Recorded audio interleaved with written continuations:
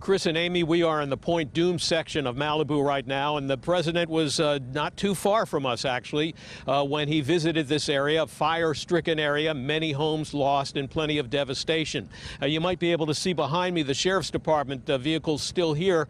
The president's motorcade just left a few minutes ago and is headed to the Point Mugu Air Base now, where the president will be meeting with some other folks. We'll tell you more about that in just a moment.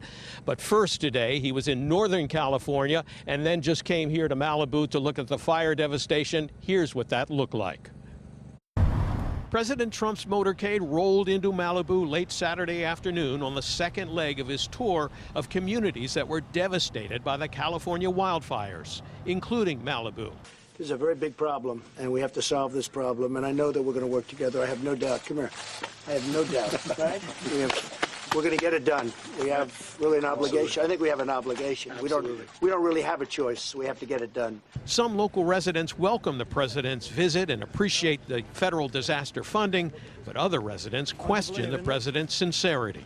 Well, I think the sheer amount of homes, 600 homes burnt in Malibu alone, and you know, the lives lost up north, which is just frightening, I think, indicate the magnitude. But I don't think there's anything our president sees other than opportunity, even in the greatest misfortune. President Trump began his tour of fire-ravaged California in the small Northern California city with the ironic name Paradise.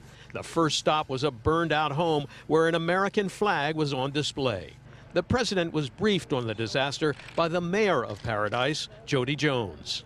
Nobody would have ever thought this could have happened. So the federal government is behind you. We're all behind each other. I think we can truly say, Jerry, right? And Jerry and I have been speaking, and Gavin and I have now gotten to know each other. The president was flanked by Governor Jerry Brown and Governor-elect Gavin Newsom, both Democrats. And the tone was supportive and cooperative to help the victims. Lots of federal help, the governor said. Local people, state people that are doing the work. Federal government provides some help and a lot of money and some expertise, and somehow we'll all pull through it together. When asked what can be done to prevent future fires of this magnitude, President Trump again blamed the lack of forest maintenance.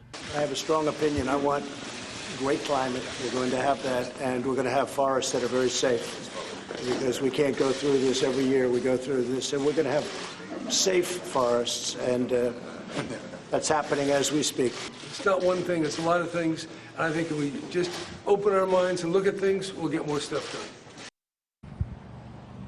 Well, so as you could see, some agreement now between Governor Brown, Governor-elect Newsom, and President Trump, even on issues where they have differed before about what's causing these fires, what is allowing these fires to escalate to the levels that they have now. Now, we mentioned Point Mugu. The president's motorcade is headed back there now to the air base.